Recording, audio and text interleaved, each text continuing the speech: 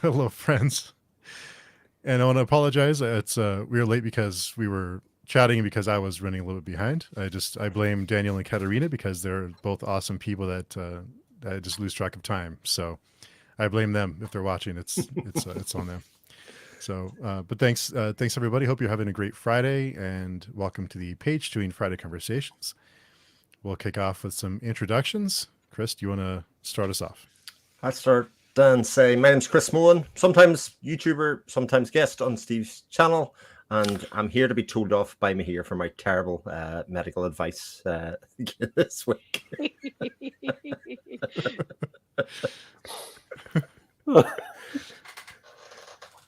That was so last week. So true. Mihir?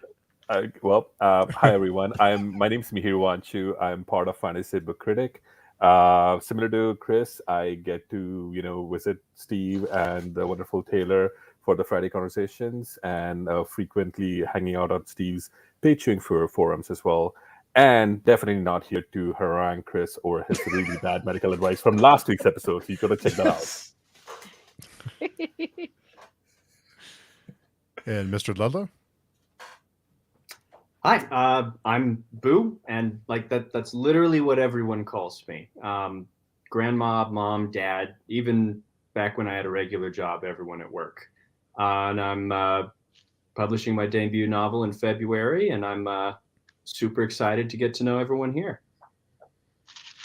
Cool. And Dolores? Hello. Don't try and take my job again this time. I promise I won't. I wouldn't anyways. Nobody can top you, Steve. Oh, cut it out.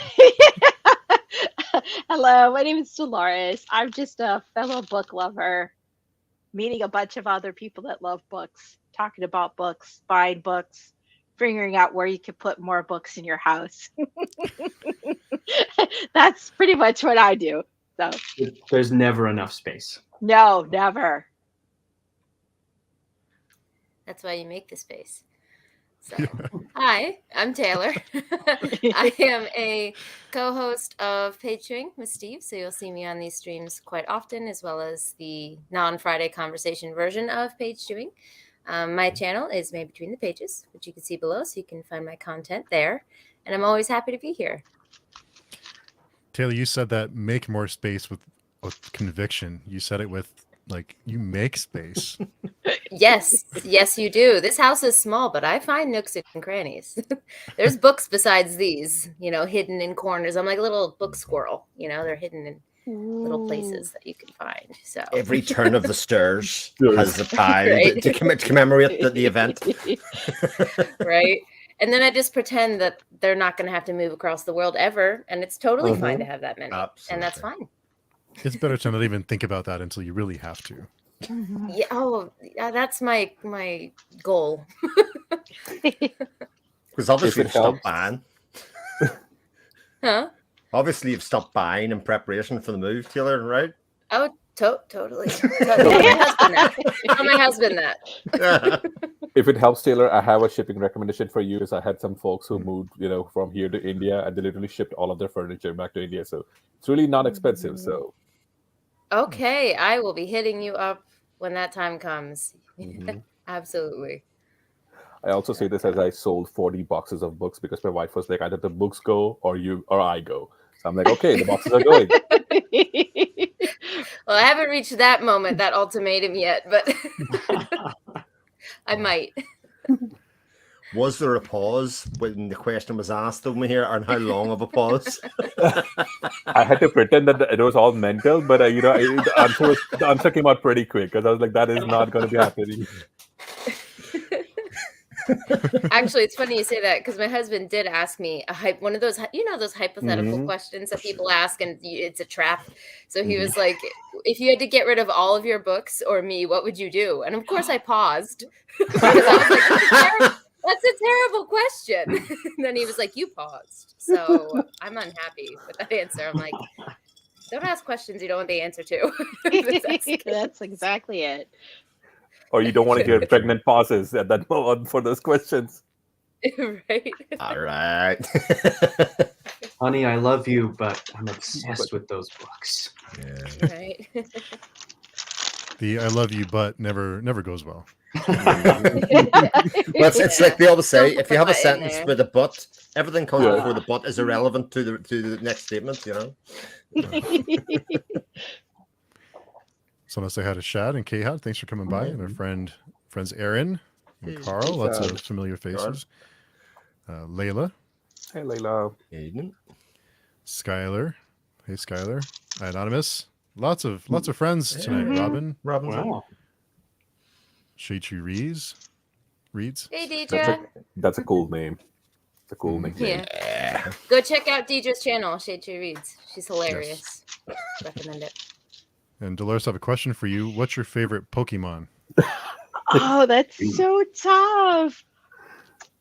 There's too many to name, but the one that's on the top of my head is Charizard. I love Charizard. I even have a shiny Charizard. Mm. I don't want to do anything to it. I just want to look at it and have it be my buddy. So Charizard for sure. Classic. My son will love you, Dolores, because he also loves big things. It's just Charizard is so cool. I mean, like, who doesn't want something that, like, spits out fire? It's true. Yeah. I definitely agree. That was definitely the best Pokemon to choose in the first couple of games. But I haven't played the most recent games, but I've seen the characters because I teach kids, so I see they all have their paraphernalia with the Pokemon on it, and I don't know. I think they're running out of ideas. I hate to say it, but I'm like, what is that? Like some of the last evolutions. Yeah, they're It's a little interesting. weird. Yeah. I Yeah, could not nowadays. stand the last evolutions in Sword and Shield. I think they look a bit better in this new one, but in the last game, no. I don't understand why my rabbit's a soccer player. This feels wrong. That's the right vibe. Yeah. And Boo, tell us about your book. What made you decide to write a book? What is it about? When can we expect it? Tell us about it. February, probably.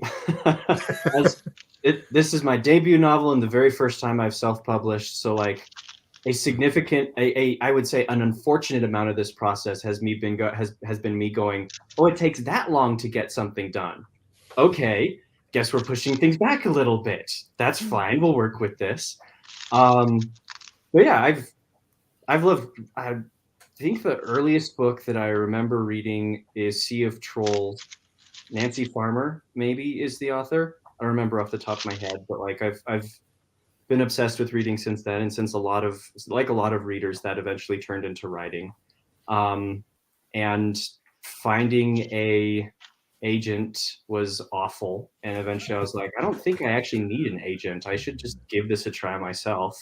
And so that's how I eventually went into the self-publishing direction of things. And I've got a few books that I'm working on and editing that I hope to get out in the next few years. But for this particular book, it started a conversation that I had with a friend where we were like, the zombie genre is getting pretty old and tired. How could it get interesting again? And for whatever reason, my answer to that was robots eating people instead of dead people eating people. Or at least that sounded more interesting to me. And I'm sure there are other things that people have written or filmed out there that have robots eating people. But I don't know. I hope that my own spin on it, that people end up enjoying it. So there's a little bit of a scattershot answer for you. I like that eating people was a very core tacit, no matter what you were thinking about doing. That was that's... Oh yeah. Well, if you're gonna go zombies and if you're gonna go with horror, if people aren't getting eaten, what's even the point? Yeah. Like, people are missing out on stuff. Yeah. So yeah, it's a fun little horror universe. I got my own space wizards in there. I call them technomancers, and I'm running with the tried and true classic of the main character is supposed to be able to do the thing, and he can't at all. And so of course a lot of people are in danger because they think that he can drive off these monster robots. So chaos ensues. How big are your robots in the book, Boo? Like, are they kaiju size? Are they Terminator size? I'm just They, curious. they sorry. look for the most part they look like regular people. They've actually got human brains in them. I don't really go into a lot of detail in the story itself because it doesn't matter in the moment. But like the in-story history behind them is at some point in the future, people are like, why fix cancer when we can just put a human brain in a robot body that can't get sick? And of course it goes wrong and a ton of people go crazy and start eating each other, and then the world collapses. I think you're right. This sounds awesome. Yeah. Well, thank you. Yeah, that's a very unique premise for a book, and I mean that in the best way possible. Yeah. Like I've never heard anything like that.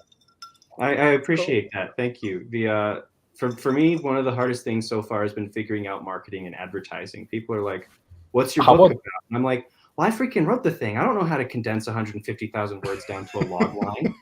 How about this? Skynet meets Hannibal Lecter.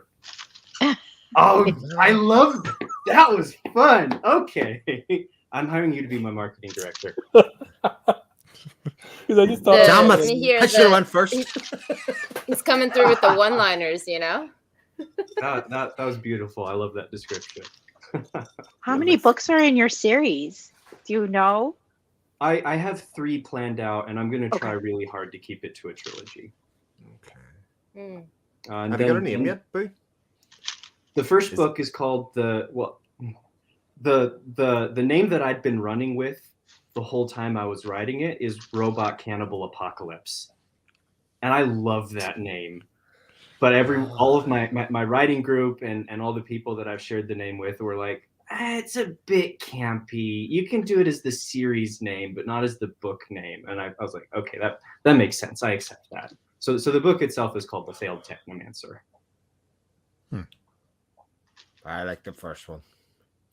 I have to admit, it's very evocative of like cult Italian kind of take on cannibal movies and on robot movies. It kind of gives off that vibe that it's almost a pastiche or homage and smash up of a lot of the genres anyway, and into something new. And I think that title kind of gives it straight away. Like. Mhm. Yeah. Well, and I still got the series name on the cover for people that I think that'll catch their attention. So, yeah. It's all a huge experiment. I have no idea what to expect. I have no idea what will happen. It's like literally anything could happen, and I'll be like, all right, that's how it works. Well, I should say as far as the publishing is concerned, I do have the story and plot and stuff sketched out roughly to book 3, so that stuff isn't up for too much discovery. The details will get filled in, but I know where I want to end up. The one good thing about self-publishing is that sorry Steve. No, go ahead. I was just gonna say, with self-publishing, that's the one good thing, such a cool genre. Like it's such a unique plot which you're describing. I don't know if traditional publishing would even consider it, but now with self-publishing, you can go ahead, and I'm pretty sure there's a group of people who would want to read it as well. I literally I don't have the Excel sheet conveniently available, but I literally had, I think, 200 agents that I sent out emails to, that I kept everything recorded. And I'm still getting rejection letters, like 6 or 7 months later, still getting people who be like, oh, hey, sorry, I missed your email. Not quite right for me, but good luck. I'm like, yeah, that just seems to be how it goes. So, yeah. No one wants a butt. Thanks, Aaron. No one wants a butt. Yeah. I like a butt. But And Skylar, are you guys just talking about books? I'm new to this. We tend to run the gamut. So. Yeah, We the started out Friday talking about conversations are people just a and rocks. crapshoot. It is. It is what it is. Last week was a doozy. That it was. I was told by someone on the screen to drink alcohol. during my I remember that. I'm really curious about this poor medical advice. I don't want to rehash too much. I mean, that was pretty much it. No, the summary, Boo, is I have a bun in the oven, and Chris said, have a couple sips of whiskey is fine, and that's the summary. Okay. I did also say I have no medical training, Never made it at the bottom of a medical journal piece or anything. So, take that advice at your risk. There was a disclaimer. I will give you that. I think that's a semi-decent way to get your bun coming out singing some tavern songs. There we go. Our friend Lana's here. Morning, Lana. Hey. You did have a question. Will the book be under Boom Ludlow or what name otherwise, so we can find it when it's out? Yeah, it'll be under Boo Ludlow. Currently going for Amazon only, just because I'm still learning everything. And it would be nice to have a wider distribution, but there's a big enough difference in royalties between doing a wide distribution or a just Amazon distribution that I was like, I think I'm going to stick with one platform till I build things up a little bit, or at least it seems smart. That's also something I've yet to figure out. But there's going to be there's going to be print, there's going to be ebook, and I recorded the audiobook last week.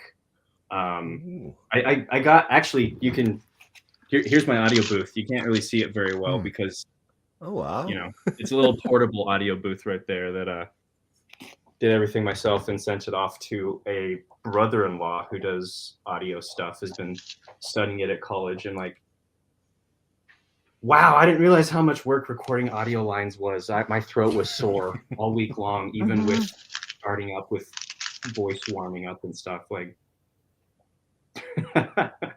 it's a challenge. I remember when Steve knows all about that from his podcast, right? Recording short stories. I'm no good at it, but yeah. Well, talking to Travis Baldry, he makes it sound so easy. Like, oh yeah, I record like a book a day or whatever. It's like, wow. Yeah. Well, how many pages is a book a day? Oh, I'm kidding. It was I don't know, a couple books a week. Yeah. But he just really like, yeah, I just like knocked them out like no problem. It's like, wow, it's pretty. It's a lot harder than it sounds to do it. So. Well, a voice is like a musical instrument, so you have to take care of it. Mm-hmm. Yeah. We should have asked Baldry if he has like any tips, like honey and lemon or whatever. I think we asked him that. Yeah, he said he had no he didn't really warm up. Oh right, we he did just ask kind him of that. jumped Yeah, into he it said like nothing. Yeah, I just like do them. Like it's like, oh, okay. Who's the guy that played Gollum in Lord of the Rings? I think he used honey and lemon to help protect his voice. Andy Serkis, yeah. Yeah. Serkis. If you can keep from destroying your throat for using that voice with honey and lemon, I think just about anything else will work. Isn't he the new Butler? Isn't he the new Alfred? Yes. He He was in the last movie, wasn't he? In the Batman?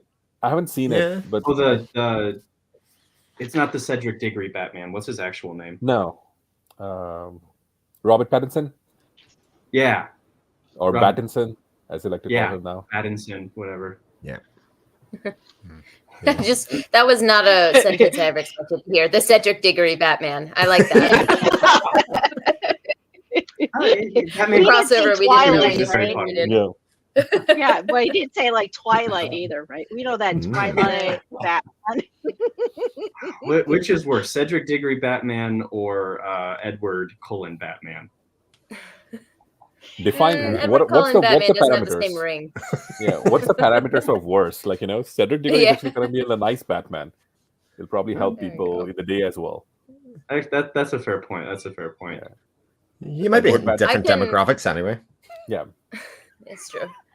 I can roll in with a hot take to get that started, but I started watching that movie, the Cedric Diggory Batman movie, and on the plane, and I gave up 3/4 of the way through. I did not. I was not a fan. I know that's an unpopular opinion, but I was like, why is this so long? I laughed my way through that whole movie. It wasn't supposed to be funny, and I thought it was hilarious. Like, especially the moment where he jumps off the building and he's got his squirrel suit thing, and he just plows into a metal bridge, gets hit by a semi-truck, rolls, and then just stands and limps away. I'm like, this is supposed to be gritty and realistic. What are you doing? I don't even think I couldn't care. I just didn't. I'm like, I get it. You're sad. Okay. And then I turned it off. So, but I know it was popular. So I didn't. I liked it. Oh, you did. Go ahead. Nice. You're not the only one. Aaron agrees. It's so bad. Yeah, it's just not. I just don't think we need another Batman movie. Like, there's been a really good Christian Bale Batman trilogy.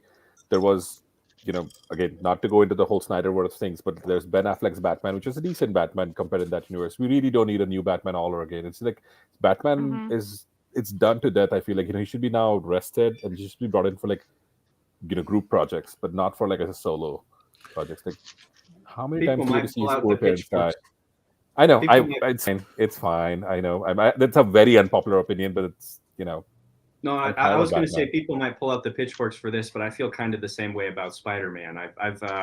He's been rebooted 3 or 4 times in recent memory, not to mention animated stuff. Like let's give the character, at least with Miles Morales into the Spider-Verse stuff, it feels different enough.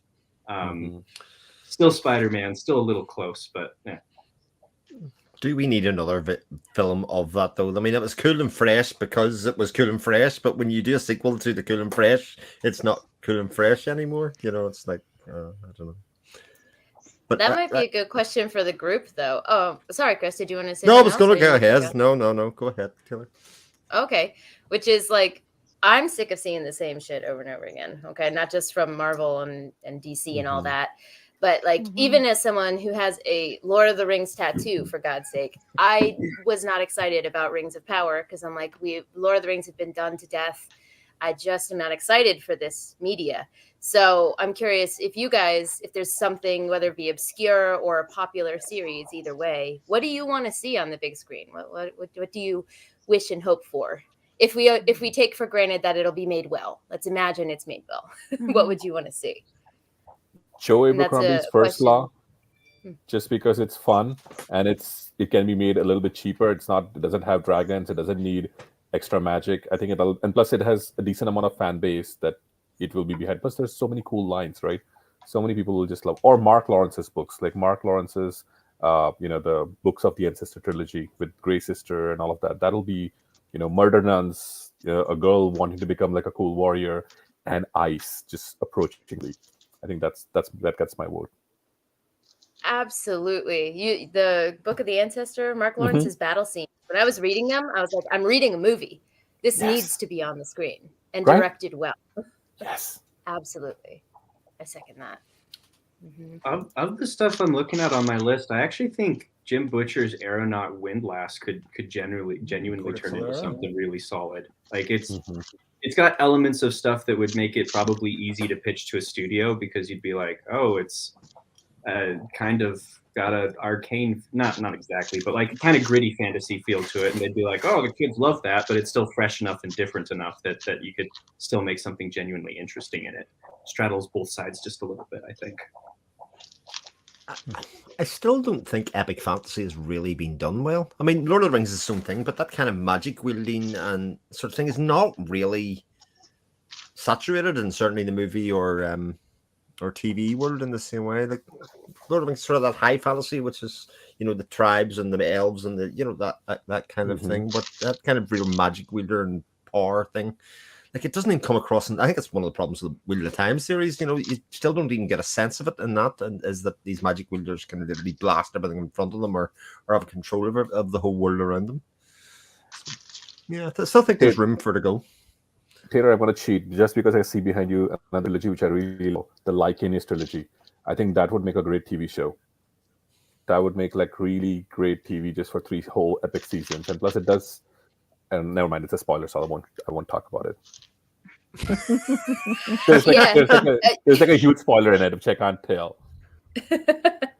This is that moment where I say I'm a fake booktuber. Haven't read those yet, but I've read most of the stuff on the shelf. But you picked the one series in shot that I haven't read. But I really do want to get to it, so that's a good sign. If it would make, I love those books, and they're like Robert Jordan, but if Robert Jordan was concise, and he finishes the story in 3 books, and it's so incredible, just so incredible. But I'm biased that way. One of my Go ahead. I was just going to say one of my guilty fantasy nerd confessions is I can't finish Wheel of Time. Every time I get to book 3 or 4, and I'm like, just finish, dude. You could cut 300 or 400 pages out of this, please. Mm-hmm. If it makes you feel better, I haven't even attempted it. So You're probably fine. Yeah. Watch the TV For show. the people who love spending 3 pages of navel gazing or reading a description of a building, like it's perfect. Are we talking about Stephen King or Wheel of Time?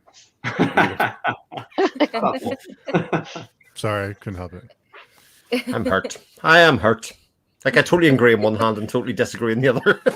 Even though I get the point you're completely making. I don't know.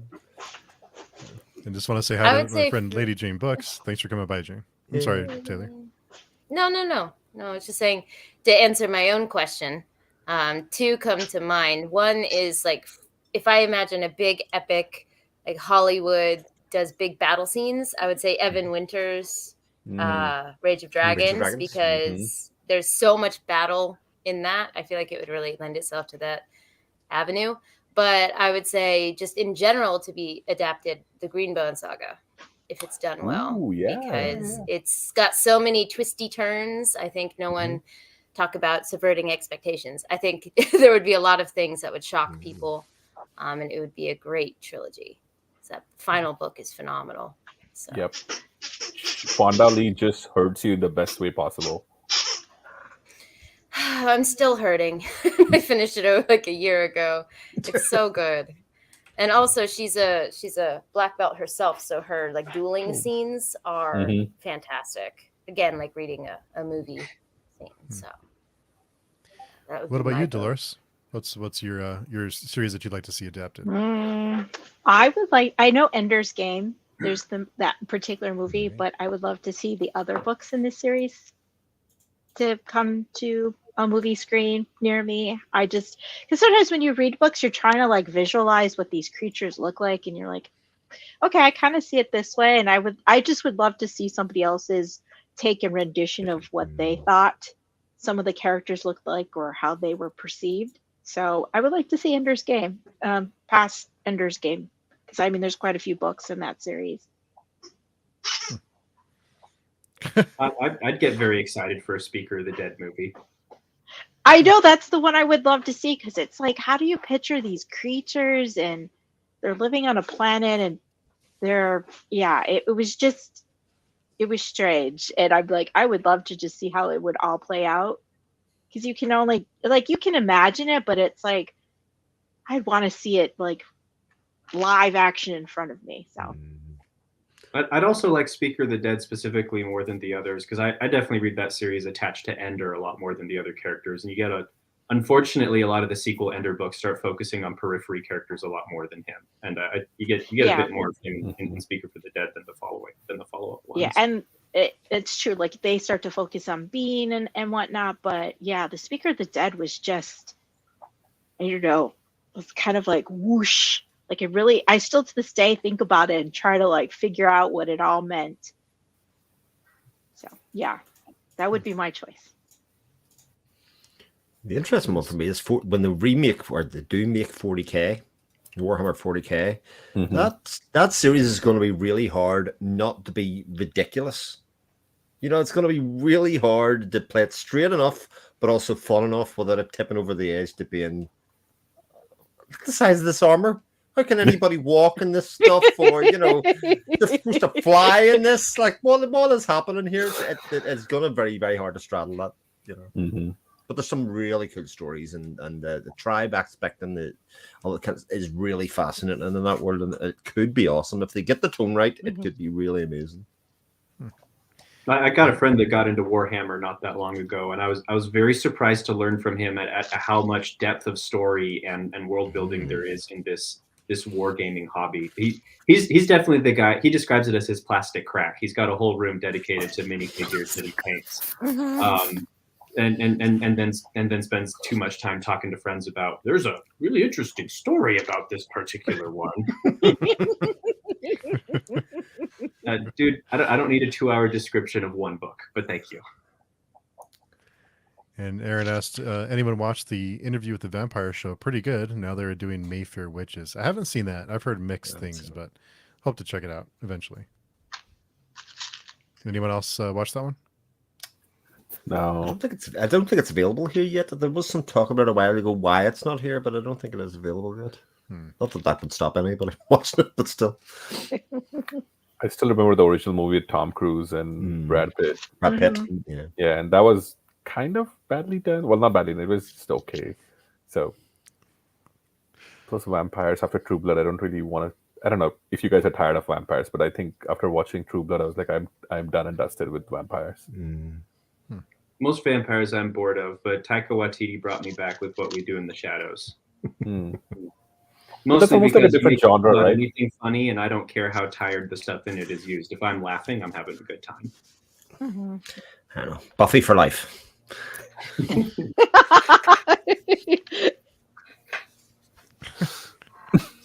if they had to like redo Buffy, is there a specific Buffy you'd want to see to replace Michelle? No, just bring Sarah Michelle Gellar back. I'll be happy enough. I'll just go along for the ride. I read fantasy books. I can project and imagine stuff that isn't even there. It's fine.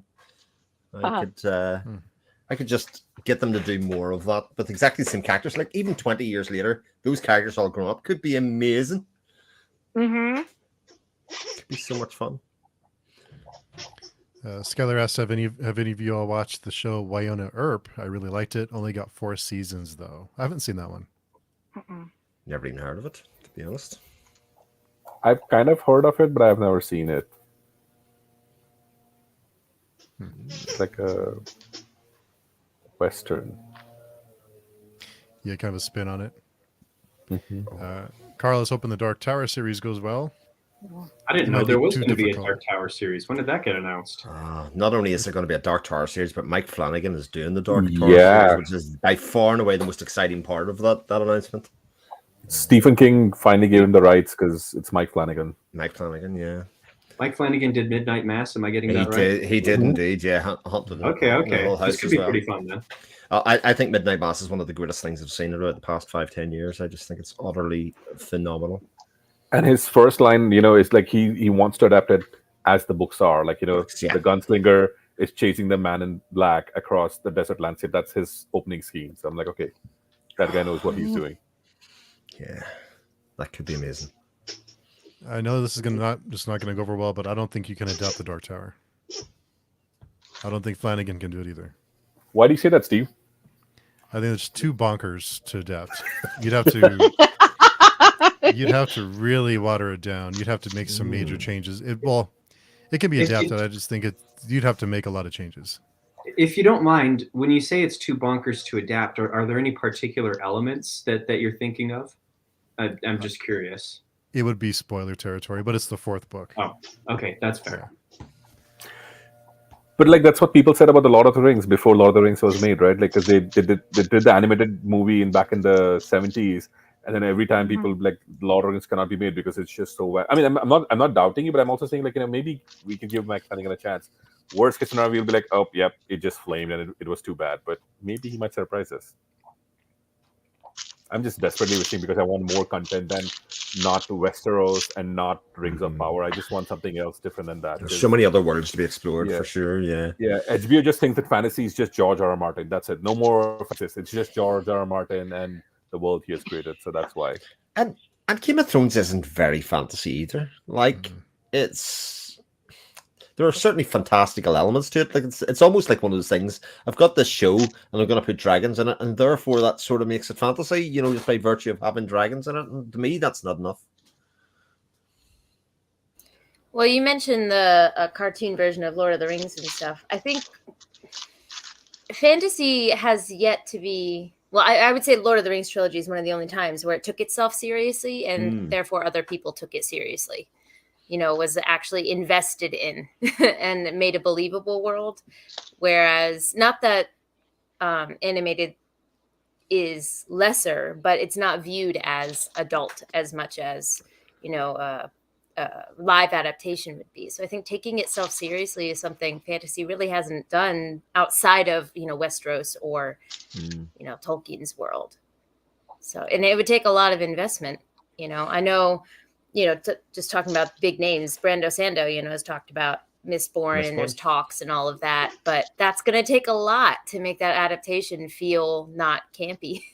I think it's incredibly unfortunate at how, and I agree with you, animation's amazing, and unfortunately it doesn't get the street cred that it should. And for me personally, I would kill to see an animated Stormlight Archives. I know that Sanderson himself personally really badly wants all his stuff to be live action, but I don't know, just imagine how gorgeous a nicely stylized Wheel of Time, or not Wheel of Time, sorry, Stormlight Archives could be, and you wouldn't have to ever worry about the actors aging out of the characters or whatever if it takes forever to produce a movie.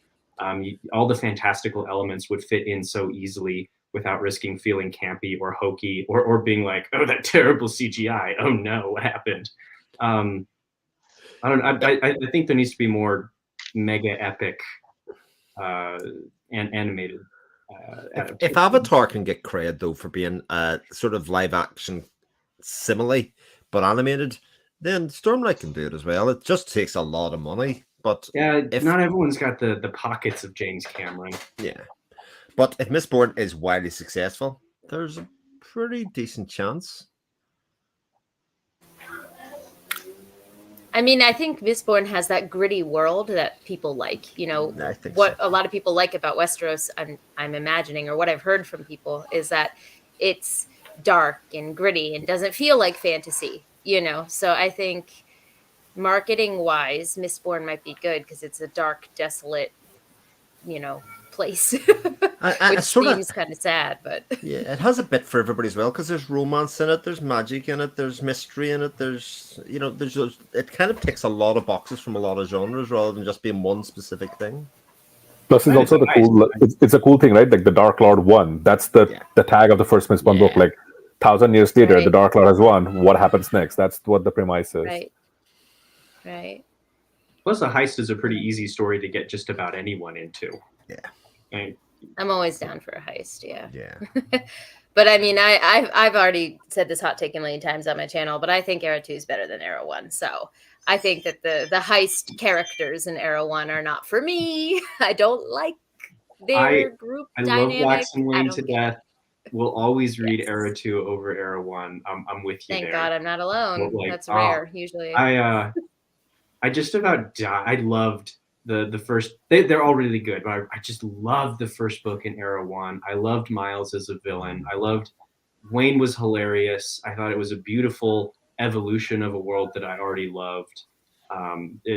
So I might not have had as much enjoyment if I hadn't read Era 1, but with the history of Era 1, for me, Era 2 eclipses it easily. Amen. I'm with you. Well, we're going to be fighting the masses on that forever, but I'm with you. That's all right. I got a tiny pitchfork. I can wave it. I do have a fear about the adaptation of Era 1 that Vin is basically just going to turn emo. I think they're going to find it really hard to resist Vin not being emo at some stage. And at that point, it's going to be like, again, here, you've broken the tone of this. This isn't right. Hair over her eye. It's not a phase now. Exactly. Right? Yeah. Piercings, tattoos. Calling me out there. I feel attacked. Just saying. Yeah, that was a good chunk of my life right there. I say as I started the topic, but oh, dear. A lot of fantasies being made into graphic novels. I don't read graphic novels, so I'm not. I'm just looking at the comment. I'm not aware of that. Yeah, there's not a lot, right? There's only Game of Thrones was the last thing I heard was being adapted into graphic novels. Isn't The Witcher as well? Isn't it? They get an illustrated comic editions as well, I believe. I haven't read either of them though, to be fair. Don't know. I'm not sure. Yeah, there's a ton of graphic novels though that I guess I wonder if that format is easier to get published. I don't know if it would be or not. It doesn't seem like graphic novels and comics make a whole lot of money, so it may not be the best choice.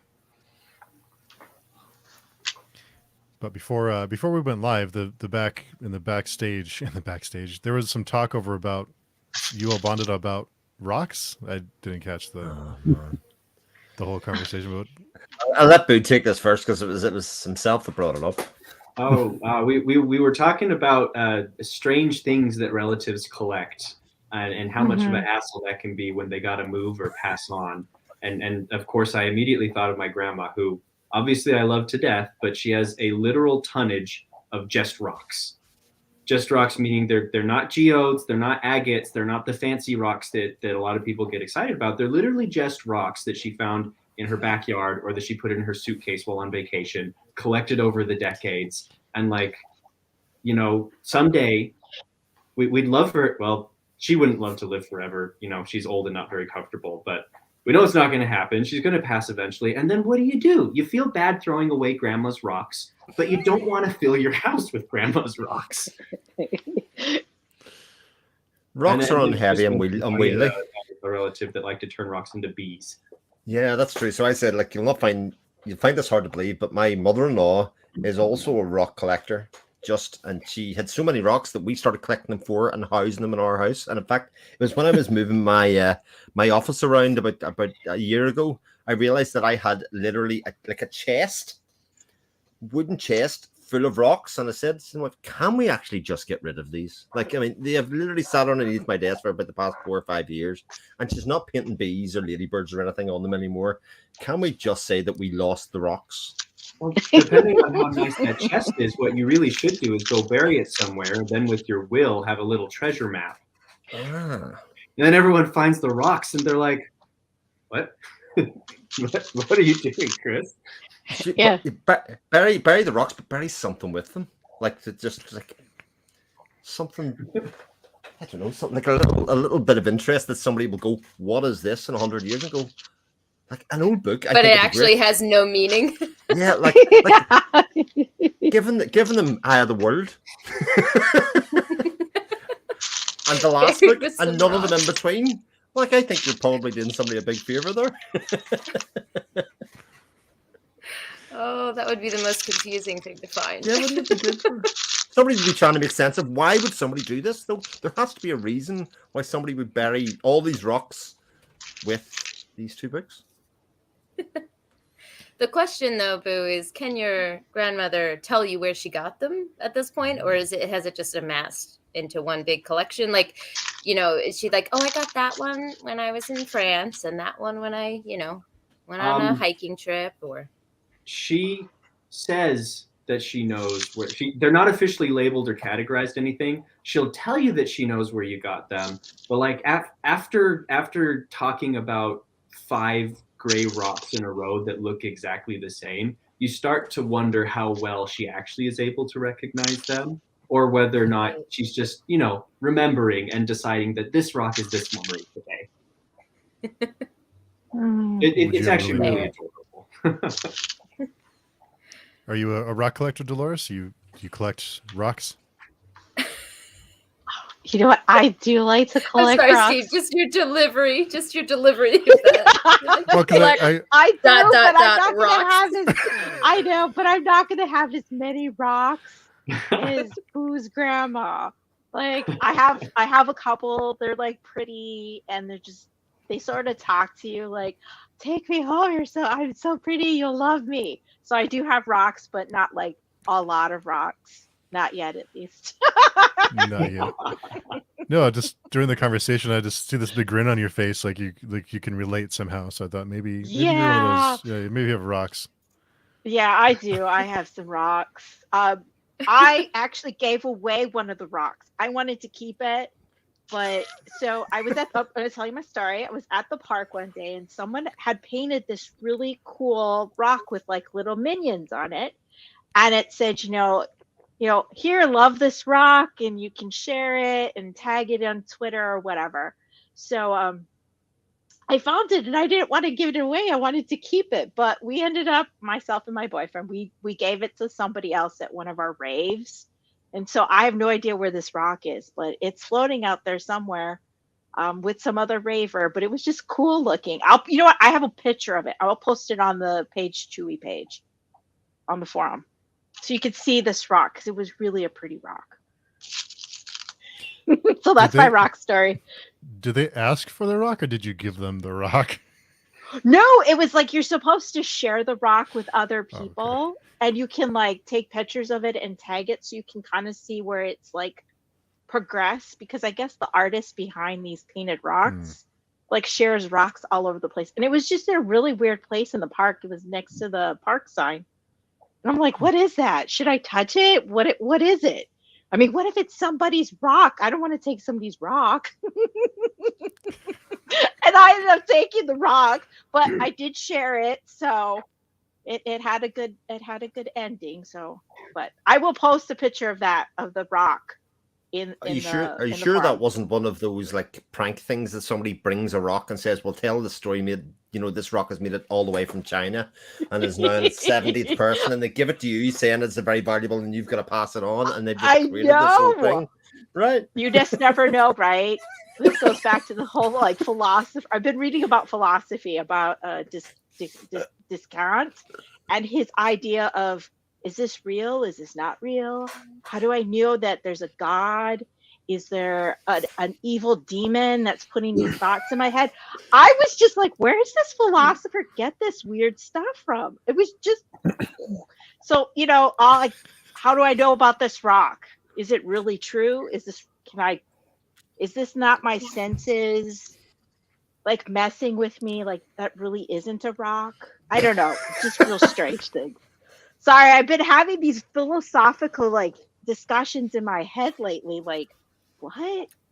Do people really have questions about evil demons? I swear you can Google this, like evil demon. Like he thought an evil demon was creating deceit in his head. And like he didn't know if it was real or not real. It was like this guy from the 1600s was having a Neo moment in the Matrix. Like, is this really a dream or not? Super strange. This is wild. If that guy a traveling rock, it would start talking to him. Yes. Like, but he would probably say, the evil demon is being deceitful. So I don't know if that rock is real.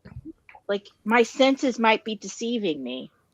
Seriously, this was the things that were going through his head, like deceit and is that real? Is that really real? Am I in a dream? Mind-blowing stuff here. That's a concept a lot of people still struggle with, though, whether they think it's yes, like or not, like yeah. So, how do you know if you're not dreaming? Yeah, like how do you know if you're not dreaming? But if you're really in a dream, would you want to wake up from the dream? I was just sitting there like, okay. The way the world is, yes, it's about. If this is a dream, we really have to change the definition of a dream altogether. And if it's a dream, how do you get out of the dream? And do you want to get out of the dream? I just have to shout out a book this is reminding me of, which is A Song for the Void. This is a Spitful 8 finalist, so I can't like talk details about my thoughts about it, but I can shout it out. I adored this. I don't know where it's going to end up in the final results or anything, but as personally for me, even though I'm a judge, I adored this book, and it talks about that, like what is real, and does it matter if it's real, really? It's so good. Similarly, finished this week doing Another Dream of Electric Sheep is exactly all of those themes in it as well, and it actually has about rocks. Where do the rocks come from in the world? It's completely bizarre. Yeah, where do the rocks come from? Like, whoa, mind blowing, right? Who would have thought like rocks would spur on these conversations? And we're all looking at our navels and going like, wow, there's a lot of lint in my navel right now. I mean, that's what the philosophers do, right? Put a little check, right? Well, I gotta clean that out sometime. Look at my yes, exactly. And then they have these epiphanies, like, oh, is this a dream? There's definitely a question in my head now.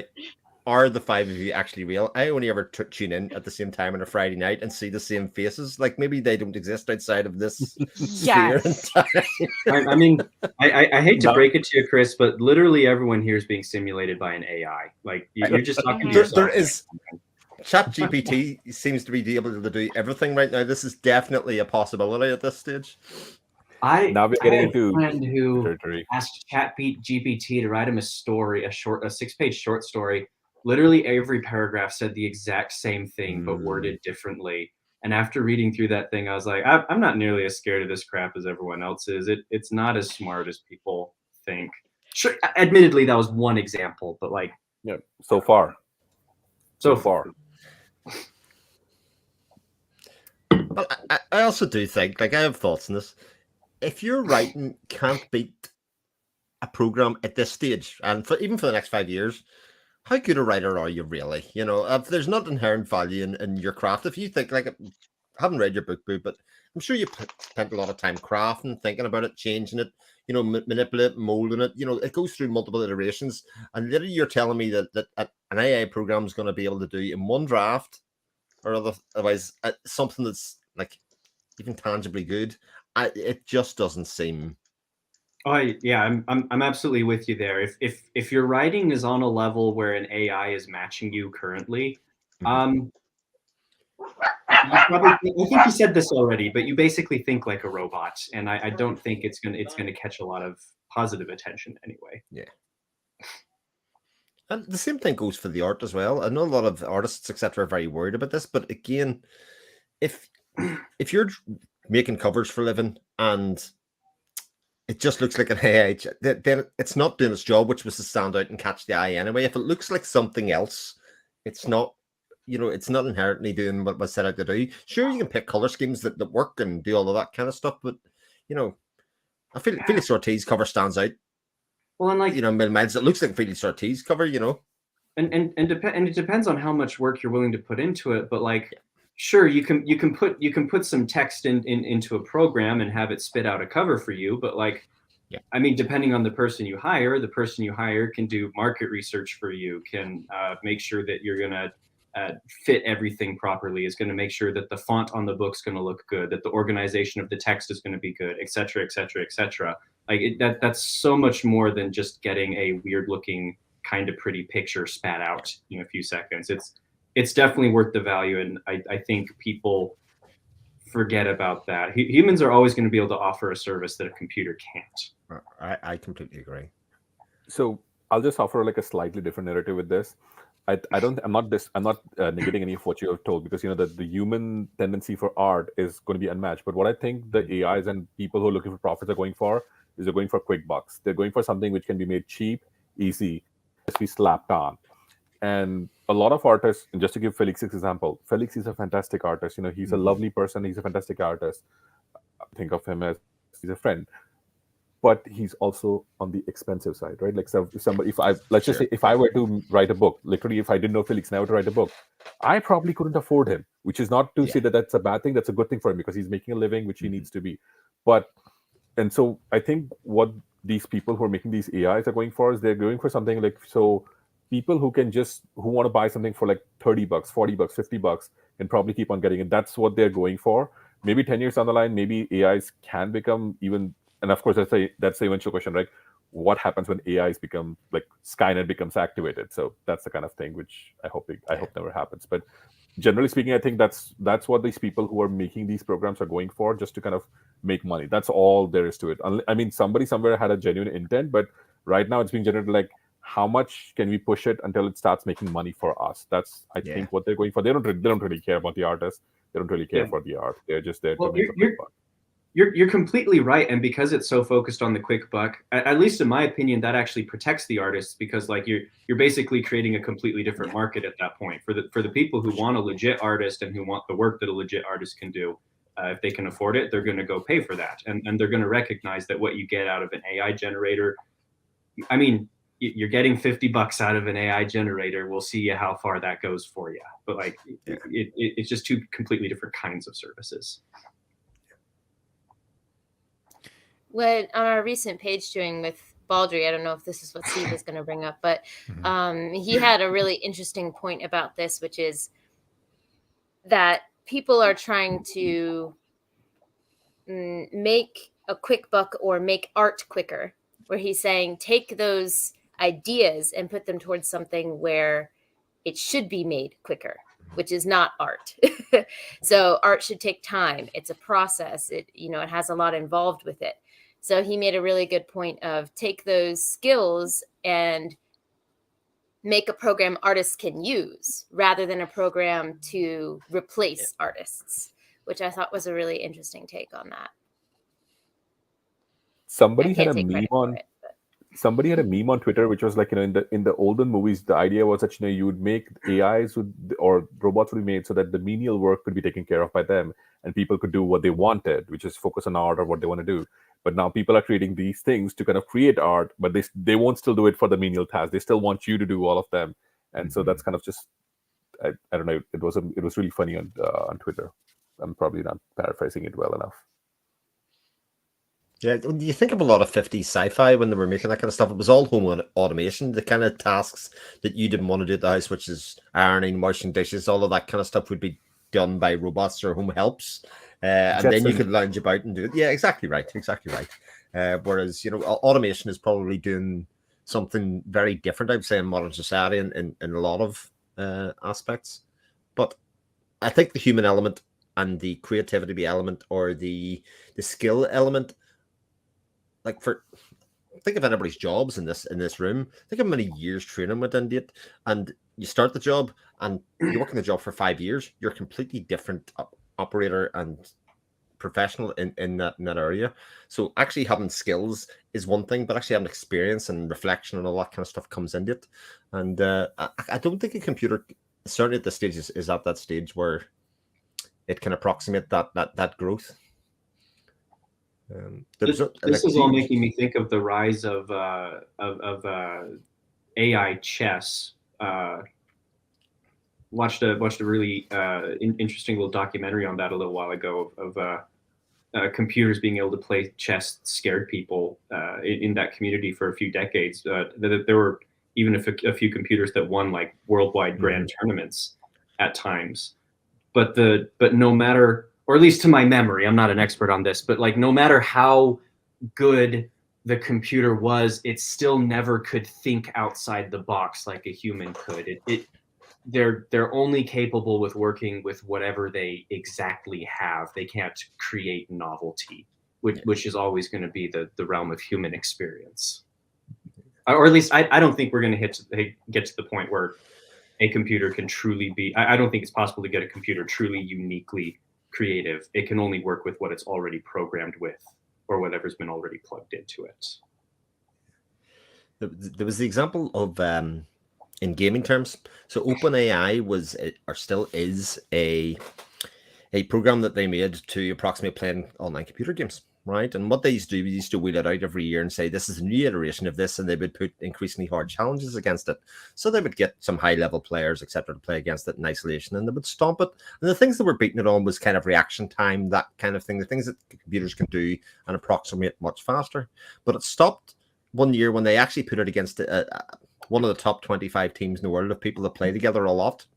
And it was the biggest non-contest there ever was. And we never seen or heard from it again at that point, because for all of the thousands and millions of matches that it played, it had a cap and a level that it could get to. And at that point, it was beat by ingenuity and creativity. And it couldn't think outside the box, and it wasn't constantly evolving. It needed inputs, and it wasn't getting enough of those matches or inputs to ever grow. So actually that whole software has turned into basically doing and automating better ways for those people to train now, and to train against and react and skill now, rather than actually ever being pushed as a competitive alternative, if that makes sense. So I think that's a pretty good example of where that AI technology is at the moment.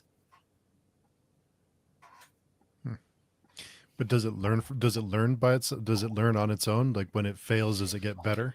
So it does need fail states. So it needs to learn at mechanically how it does. So it constantly replays games, like kind of background, because it doesn't have to sleep. It can just do thousands and thousands and thousands of games and mechanically work out how to not die, or mechanically work out how to do. But it also can't sense creative solutions to how it's attacked or approached, because it doesn't see that enough, or it's never done in exactly the same way, or things like that.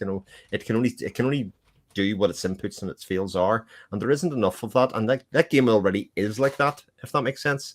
And that every year there are new techniques, there are new approaches, and that's how those teams progress and win. So it's only at that tournament once a year that happens. So by the time the next year comes around, the techniques are the reason last year.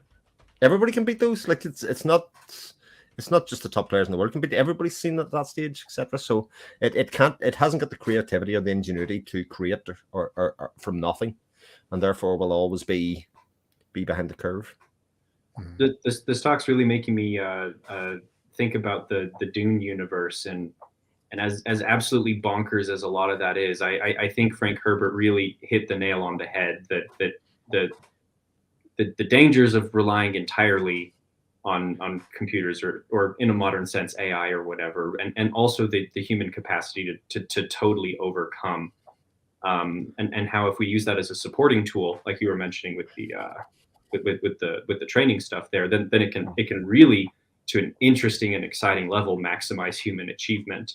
But if you try to use it to replace human achievement, you're inevitably going to plateau, and then with plateau comes stagnation, and with stagnation comes failure, and et cetera, et cetera, et cetera. Mm-hmm. And Taylor, you have to. We understand you have to run because you have a life to live. Yes, I have work. I have work. Yeah, I'm sorry. I have a hard out, on these, unfortunately. But I do want to just make one comment before I go, which is something that Boo just said, which is the idea that stagnation is failure is such a Western way of thinking. And that's something that really has struck me living in Japan for as long as I have. So I want to leave you guys with that thought. Like, is stagnation failure, or is that a Western way of viewing the world? I say as someone who comes from the West originally, so I'll leave that with you guys, but I gotta go to work. It was great to meet you, Boo, and Dolores and everyone, and I'll talk to you guys Bye, soon. Taylor. Take care. Take care. Bye. Have fun. I had no idea Taylor was in Japan. That's really cool. Mm-hmm. Her day is just getting started. 16 hours, right? 16 hours ahead of us, close to. Yeah, I think I'm so. not wrong. To jump on her question, I think it depends on how you define stagnation on whether or not it counts as failure. Because I don't think that there's anything wrong with. I don't know exactly what she's referring to because I'm not super familiar with the Eastern tradition, but like, or at least when I imagine stagnation, I imagine that you're not trying anymore. There's no room. There's no room for growth or improvement, and growth and improvement doesn't always have to be upward. It can be sideways, improving your breadth of experience. So even if you're not moving upward, but you're moving sideways, I could see some people defining that as stagnation and being good. So you're saying those are some random thoughts. So, Boo, you're saying basically the perspective matters, right?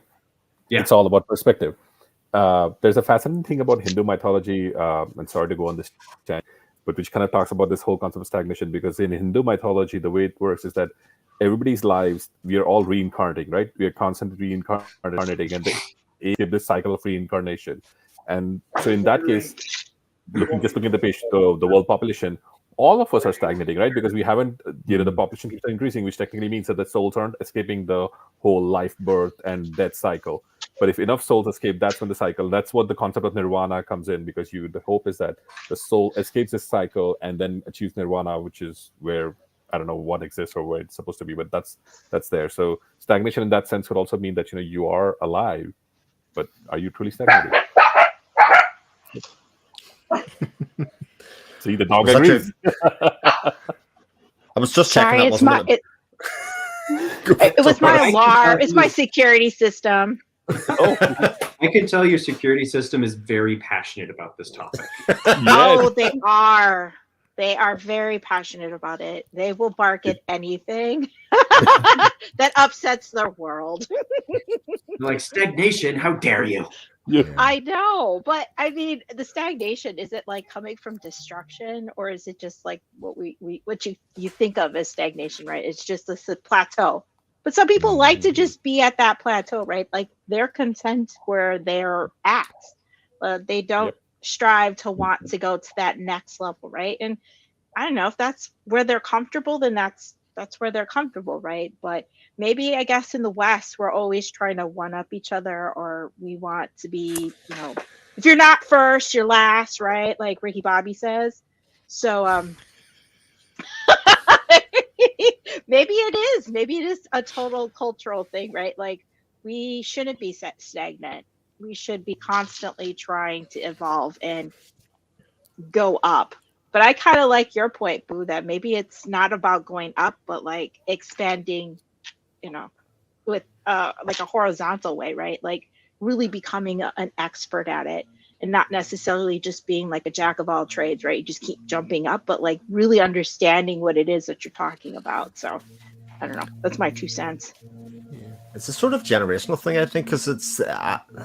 I have this conversation with my dad, who's obviously a number of years older than me, 30 years, whatever, older than me. And he can't get over the concept that you could be in employment and not strive to be the top boss.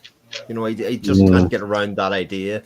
And that even though he knows, and he'd have a go at me all the time for saying for things like, you should stop devoting so much time to your job. It's having a cost on you, etc. But he also at the same breath is going, but you should be going for the promotion, or you should be doing a lot. And he just can't get that a lot of modern society is accepting that work is to support living and not the purpose of living in a lot of ways, and that actually a lot of people in modern society realize, right, I'm at a comfort level here, I can get good fulfillment out of my working life, but also to get full fulfillment out of other parts of my life. And I do think he definitely struggles with that, even though he understands it, because I think it's that drive when he was a young man or otherwise to kind of keep on pushing.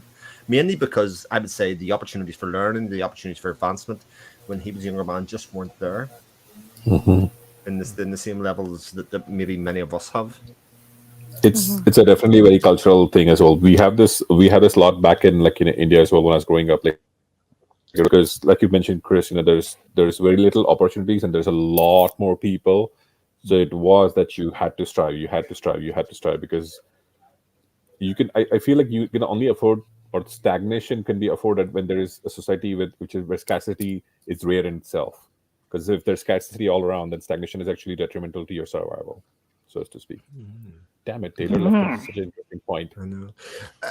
And you look at the other side of it, you look at everybody here that's on the call here, started off reading fantasy books or otherwise their experience and stories, and kind of thought, I want to branch out and do more to explore this. So you end up kind of starting blogs or coming and joining sites, writing books, making videos, whatever it is, to kind of broaden the horizons of those experiences.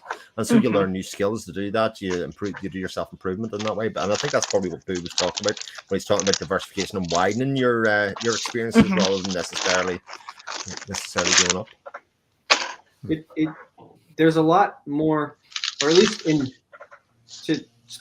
speaking as one of the younger not like speaking as someone in his 20s, like I haven't had a ton of time to try the diversification thing, but like it does create a lot of good opportunity to find happiness in areas that you never would expect, because if you're just focusing on one thing, you would have never just given it a try before.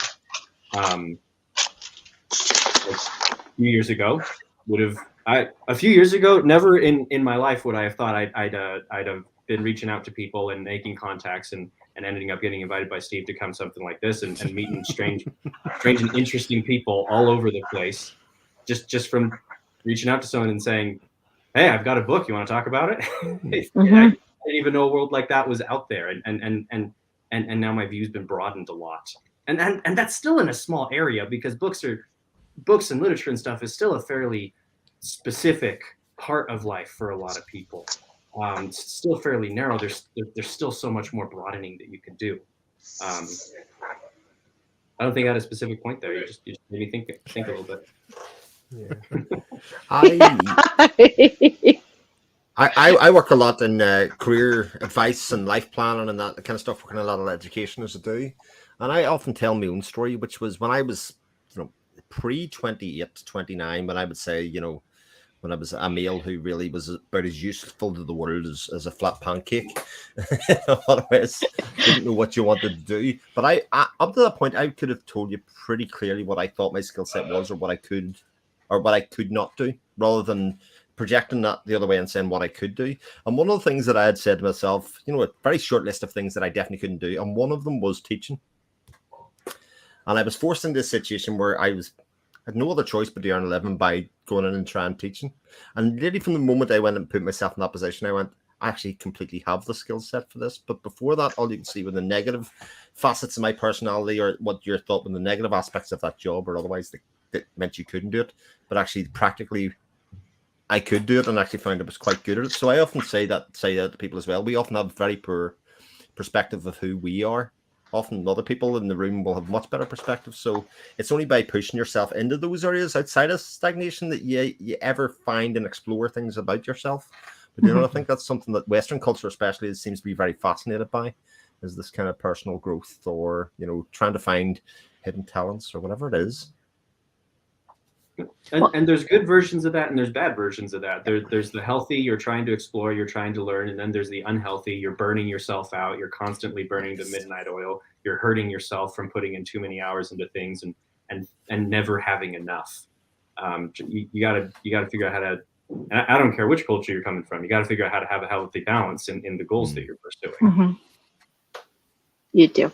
And, it's the point that Chris made. I think we learn, or we grow the most in those moments where we are unsure of ourselves, that, that outside of our comfort box, right? And you step out of it and you're like, oh my God, what do I do?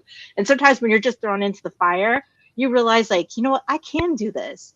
I never thought I could, but you figure it out, right? It's like either you either swim or you sink or you swim, right? So sometimes we grow the most in those moments. But anyways, I wish I could stay. This has been fun, but I got to get ready for a rave. I'm going to miss you and your Pokemon, Dolores. Oh, that's okay. I'll post pictures of the Pokemons on page Chewy. I'll post it there. Awesome. Maybe I'll catch some tonight while I'm at the rave. So. Bye, See Dolores. many strange stones you can get. It's been fun. It's been Have a real. good time. It's been fun. It's been real fun. Bye. Bye. As I can find where my mouse is. Oh, there it is. There we go. Okay, bye everybody. Bye, Dolores. Bye. Aaron had a comment. For every person who knows about this kind of community, there are probably 3 who don't, which is true. That's true. Yeah. Yeah, I mean, I didn't even think before I really got heavily involved in watching. I sort of knew there was 1 or 2 people. Some people might, like Alan would have come up every now and again, just in general, even when I wasn't actively looking for book content. He would have come up every now and again and went, oh, that guy's seems entertaining or otherwise, but nobody else. And it's only when you kind of start to go down the rabbit hole that YouTube or those kind of algorithms go, actually, oh, you like this? Here are another 100 other people, and then you realize that there's just this whole community in there to explore and kind of dig in. Where did that come from? BookTube is ever expanding. It's always cool. Mm-hmm. Interventions have been in Asia for a while now. There is so much pressure on young people to form from parents and their expectations. The West, you would think, has moved away from that, but there's still a hustle culture, a different form of pressure. Yeah, I was working with a young man recently. He actually came to work for me as well. I taught him, and then he went away, got a first-class honours degree, and in biomedical sciences, came back, and he was doing some work for me teaching. And I said, so what's your plan? You can make a career of this. You can work in a lab. And he says, no, I'm going back to do medicine.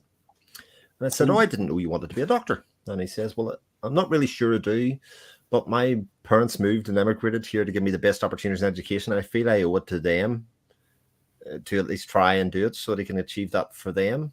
And I kind of thought, for such a vocational career, that your original drive comes from some sort of familial obligation.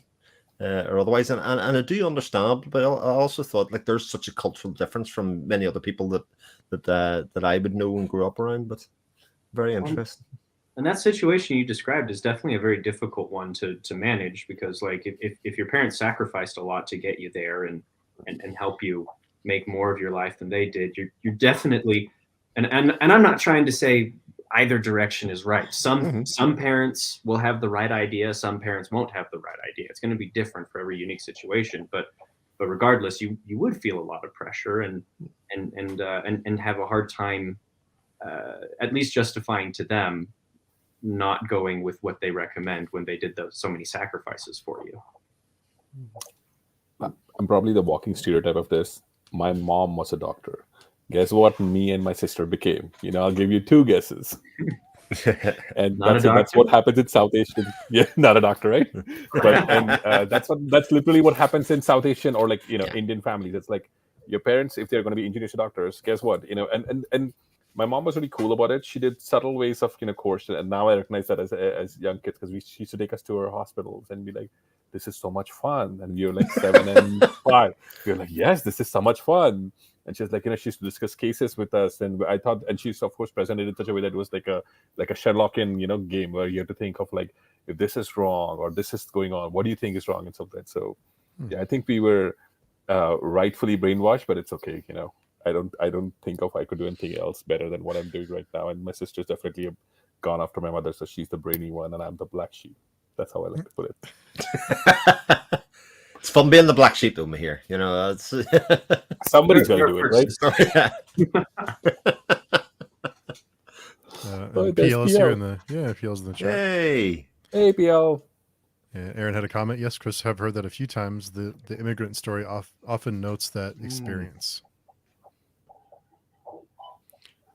It is extremely interesting. I think what drives people, and I think males and females are actually very different than actually an awful lot of these approaches. Certainly in Western culture, there's I think males tend to find themselves much later, or otherwise that maturity level doesn't come to a lot later. And but kind of life and Western society has a conveyor belt that basically says at 17, 18, you should know or should have it figured out, and if you don't, then you're in a bit of a problem in some ways, which can be it creates its own pressure.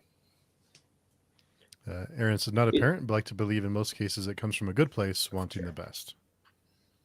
This is a bit tangential, but I always find finding yourself interesting because at least to me, like speaking as someone that hopes to grow and change his entire life, sounding to me sounds too much like having arrived for me to feel like it. Well, there are a lot of people that really care a lot about finding themselves, and it probably means something different to them than it does to me. But like, it sounds too much like a state of arrival and of completing your journey to me. When I don't want my journey to be over while I'm alive. I want to just keep going and keep figuring stuff out and keep discovering things. Another tangent. The voice of youth. How far out of your comfort zone has writing a book taken you? How much out of your comfort zone has this whole experience been for you? A lot. It was very uncomfortable setting a strict schedule for myself every day, and like, even though I was working full time, I did everything I could to find at least 30 minutes, but I usually tried for an hour and a half every day to write and edit. It was difficult finding a editor. It was very uncomfortable accepting multiple rounds of feedback and being like, oof, good. I'm glad to get this feedback because I want to fix it, but it also kind of hurts. Finding a writing group was very difficult. My wife has been an absolute angel through all this, but it's also very uncomfortable to be like, hey, honey, I know I know we're doing okay, but things aren't perfect. I think I would like to pay for an editor if we can make it fit in the budget. And then looking at everything and being like, is this an investment or is this just an expense? Like trying to think really hard about that stuff. It's uncomfortable reaching out to people that I don't know and saying, would you be interested in reading my book and reviewing it? And gosh dang it, I freaking hate the KDP site, like the Kindle Direct Publishing site right now, and trying to figure out how to use that stupid thing. So it's been discomfort all over the place.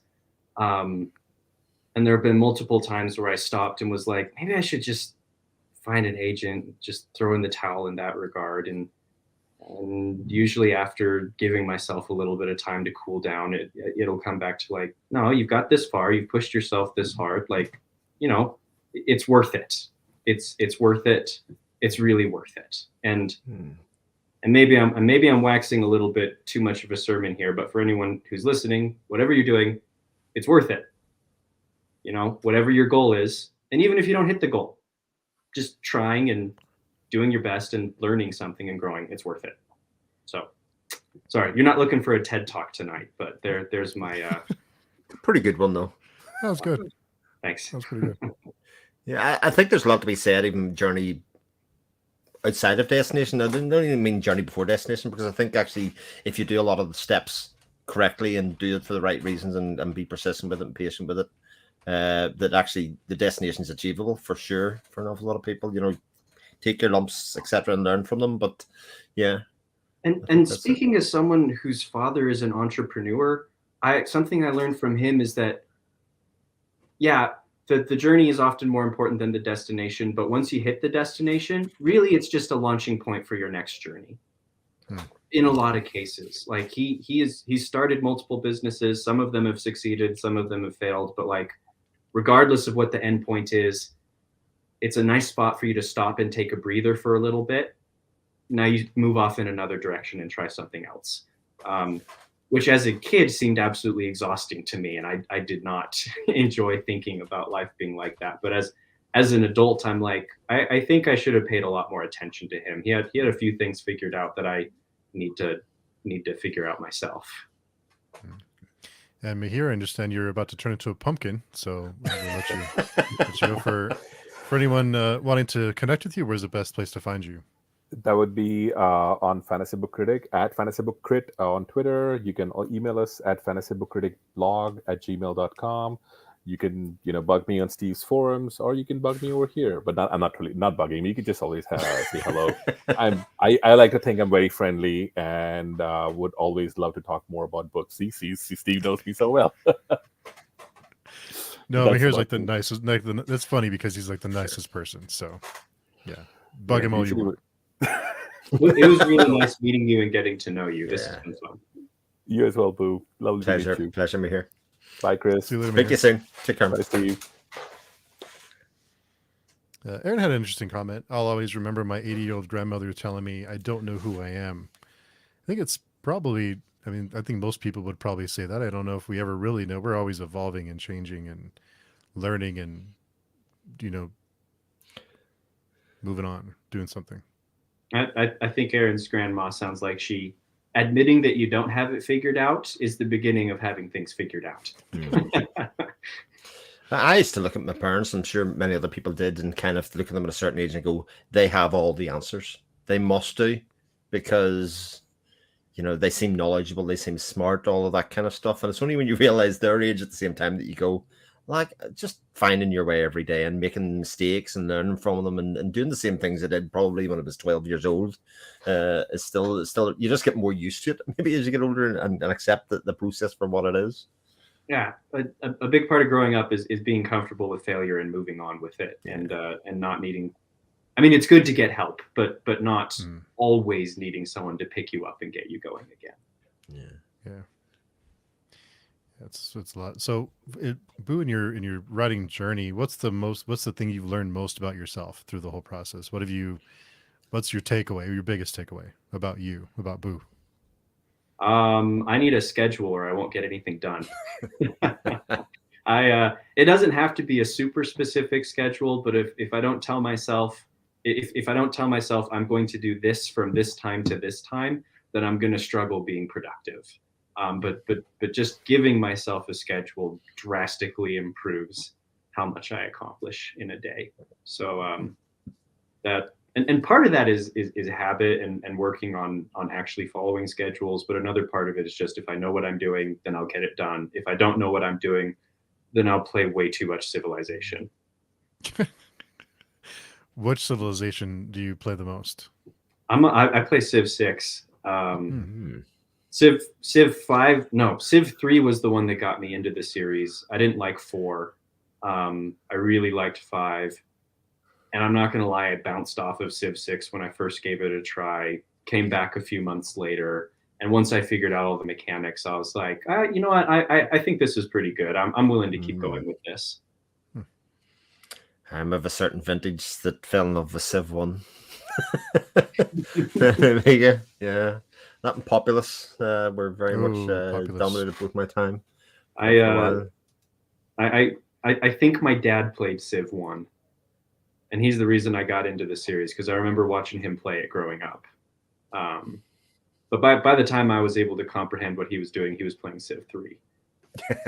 So, that's the reason why that was the first one I ever gave a try. But my memory, Civ 4 and Civ 1 were completely the same game, but just with better graphics. Your mind fills in an awful lot of the blanks, as advancements in how the AI system worked and, the progression system worked. But in your head, it was kind of the same game, that you were playing, which is kind of speaks to why, going from one to the other one can be a big jump, but also you'll find your comfort level is more, but just finding the mechanics of the new game rather than it necessarily reinventing the whole feeling of the system of the game, Yeah, the hardest part of learning of enjoying anything that complicated, whether it's a game or otherwise, is there's just so much minutia to figure out that can just feel obnoxious and fiddly and painful. But once you're used to it enough that you don't have to think about it, then you're capable of enjoying the bigger picture. Yeah. But up until you hit that moment, it's like, why am I wasting time on this? And Carl mentioned I have no idea what those games are. Carl, it's better you don't. You'll For sink a sure. lot of time into them. Yeah. There was a news article about a guy that managed to hit 20,000 hours in Civ 5 a month or so ago, and I'm glad I don't have that kind of addiction. But that's the kind of game we're talking about. Yeah. As I said, I think I said last week, I've just about hit 6,000 hours in Dota 2. Wow. So I do completely understand that kind of thing. But it's a very similar thing. It's just the type of game where you constantly evolve and learn. It is such a well-designed game that it kind of reinvents itself by the people playing it. It's the kind of that argument we were having about AI earlier on. There's that much creativity and I said similarly, that people will continually evolve and learn, and they do enough to introduce new heroes, new whatever mechanics or whatever to kind of freshen it up every 6 months, and that just keeps it going. But for a new player to come in, almost impossible to come in, because that small creep of feature creep and technique creep just makes the bar to entry almost impossible. Like, nearly everybody else is playing at this stage has been playing for 10, 11 years. And even though I'm completely trash at that game, I can still, if somebody new comes along, there's such a severe disadvantage in terms of knowledge and all of that kind of stuff that goes with it. So, but it's fun. It wasn't Dota. I had a friend that tried to get me into StarCraft 2 a few years back, and he was one of those guys that had been playing for years and years, and just wanted a physical in-person human to play with. So he set me up on his account. He told me that, I think it was the Terrans, whatever the humans are called.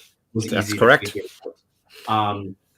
And for some reason, he put us on a map that was just a ton of islands. So in order to get anywhere, you had to figure out how to transport your units by flying. So I have no idea what I'm doing. I'm just stuck on one tiny island while he's spreading across the map going, why isn't this guy doing anything? What are his plans?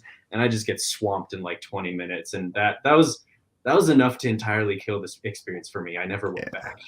A phenomenally complex game as well. Yeah. Aaron has an interesting comment. There's a lot of negativity amongst the current older generations about gaming still. There are many benefits in skill development.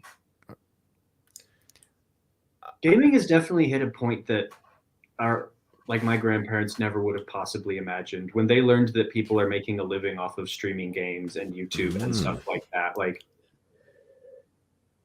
obviously they conceptually understood it, but like on an emotional level, like you could just see that it just doesn't click. Which I find really interesting, because speaking as someone who's not a huge sport fan, it's not that different from someone playing football, making a living off of football. It's just electronic instead of physical, but it's still, you're doing entertainment for a living.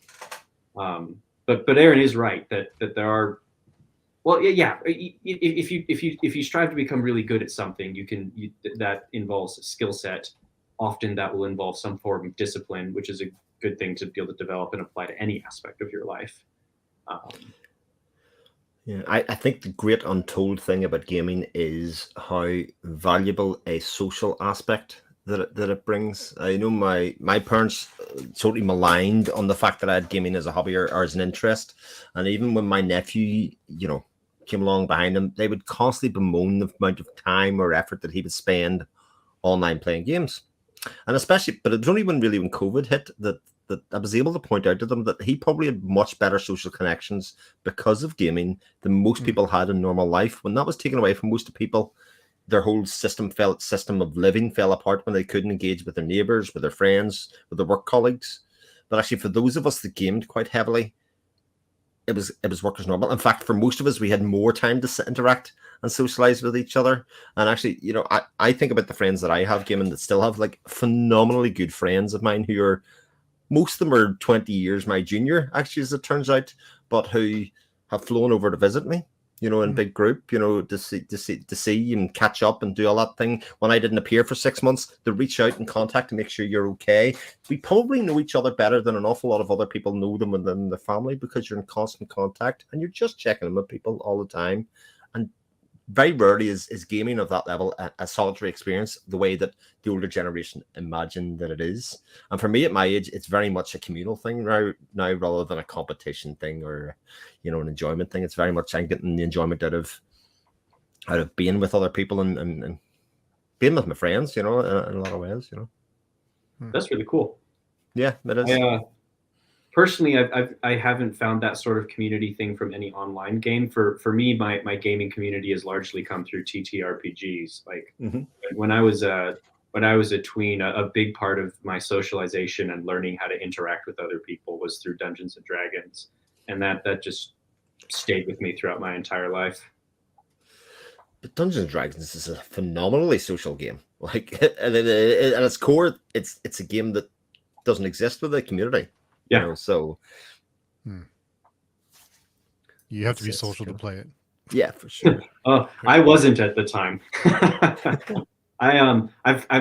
I think they got rid of the classification a few years ago, but I've got high functioning Asperger's, so like it for like I didn't socially click with anyone at all. I didn't understand how to read body language. I didn't understand humor at all. But having that kind of I hated I hated sports because like what a lot of people would, because like sport for people who aren't used to or comfortable with sports culture can feel very aggressive even when people are just being friendly or having fun. And I'm not saying there's anything wrong with that. It's just a very different way of thinking.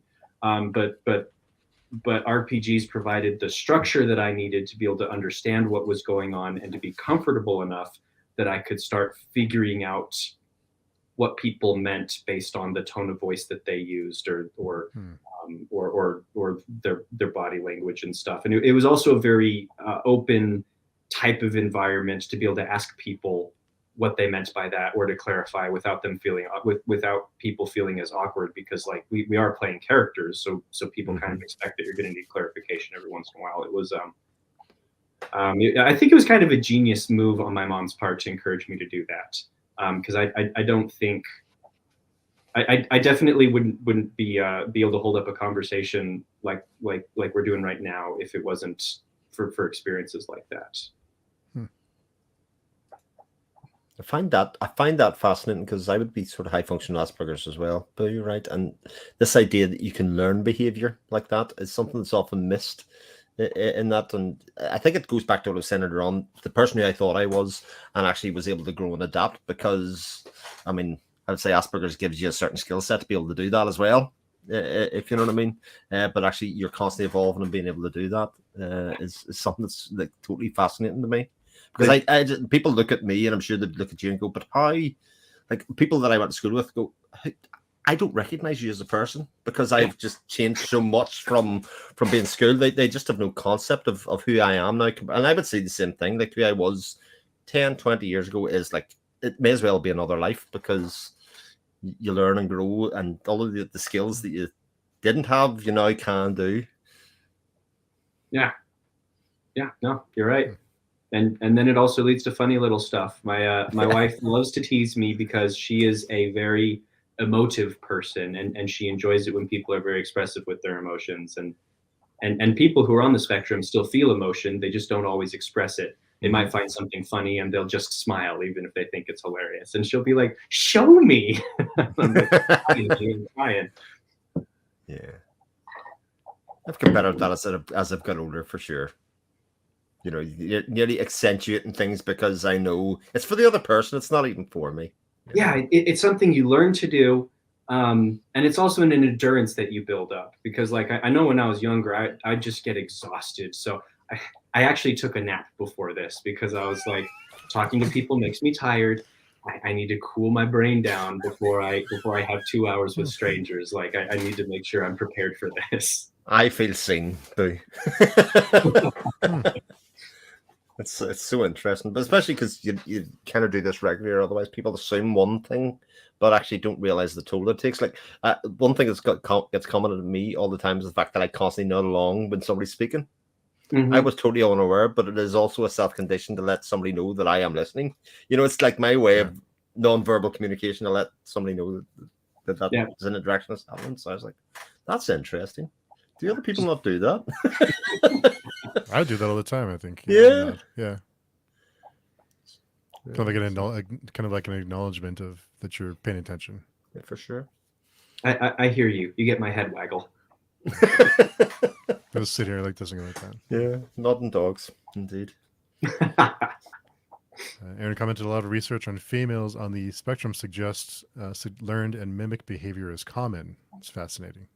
My understanding is there's a lot less research on, or let me rephrase that. Is a lot of researchers are trying to focus a lot more on women specifically on the spectrum, because a lot of the foundational research in that area of psychology was mostly with male subjects, and the spectrum affects many women very differently. That's interesting. That was interesting.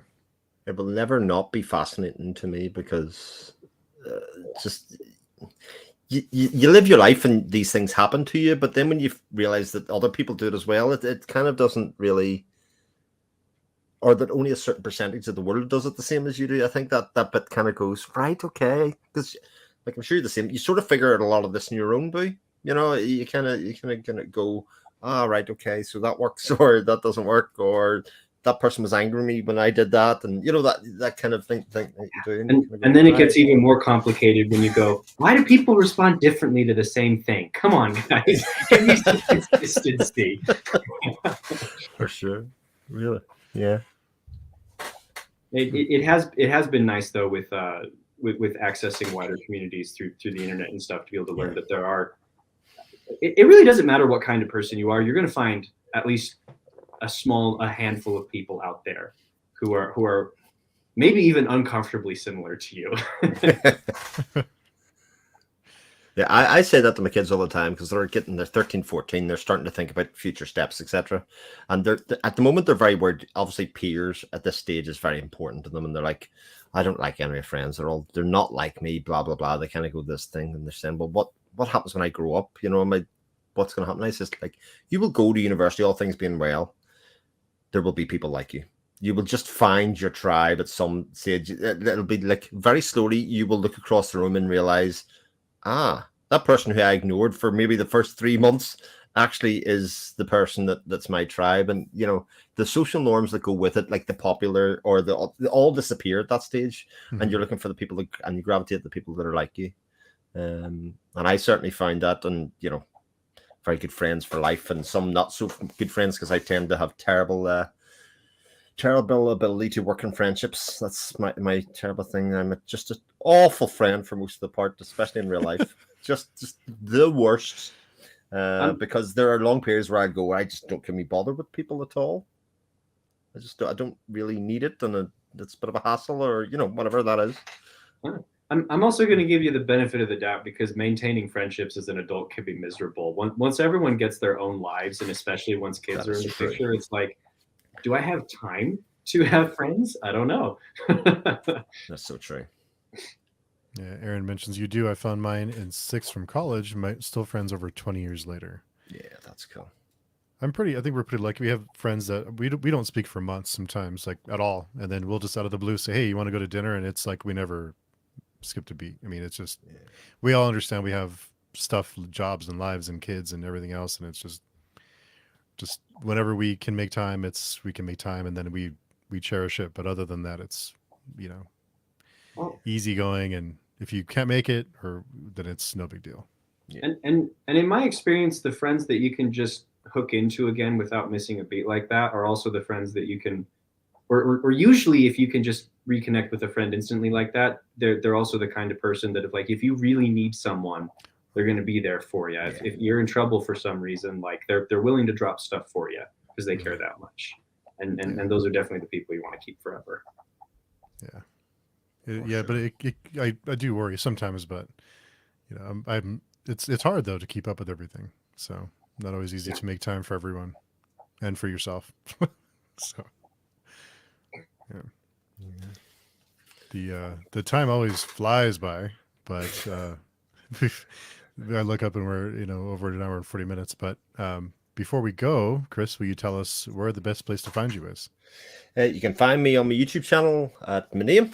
You can find me on Twitter at 7o'clock Shadow7, or you can find me on the Page Tune forums over there, with lots of things planned over the next while. Yeah, lots of things going on. And Boo, where can people find you and more information about your book? You can find me at booludlowbooks.com. That's BOOLUDLOW.com. And my Twitter handle, if you want to find me there, is at booludlowbooks. But currently my Twitter mostly just exists to post links to my blog. So, so I guess you could send me a message if you want to. But yeah, the book, The Failed Technomancer, it is officially listed as science fiction on Amazon, but I describe it as science fantasy, dark science fantasy. If you want to read about robots eating people, if you want to read about a genre term, space wizard, if you want to read about a technomancer who can't control these monsters and a bunch of them are coming to attack the settlement he lives in. If that sounds interesting to you, I think it's a lot of fun. I'm trying to avoid too much spoilery stuff. Or at least my writing group felt that the twist at the end of the book that leads into book 2 was absolutely heartrending. So hope. Color me intrigued. Yeah. Trying to be careful with my word choice, because it's easy to ruin something by giving the wrong expectations. But like I really poured my heart into getting you to really love these 2 particular characters, and to know that there's something irreconcilable there, and then a very critical decision that one makes that very strongly affects the other at the end of the book. I really hope in a good way it breaks a lot of hearts. But the book will also make you laugh a little bit too. I don't like writing dark stuff without having something to lighten the mood every once in a while. Otherwise, it just gets too draining. Yeah, you need a little bit to mix it up. Mm-hmm. Yeah, and if you like it and want to stick around, the next book is going to be a fantasy book set in a different world. I'll be bouncing between fantasy and sci-fi with the projects that I have planned out for the next few years. So, wow, awesome. We'll keep our eyes peeled for that. You had me heart wrenching. So, yes, yeah, you got me. So I was going for. Yeah. Well, thanks everyone for hanging out, and thanks to Boo and Chris for spending your time just shooting the breeze. So it's always a good time. Thanks everyone in the chat for interacting with us, and it makes the experience so much better when all of you are talking with us and bringing up cool questions and topics and talking about your pet rocks. So, but everyone have a good Friday. Have a great weekend. We'll see you soon. Take have care. a good one.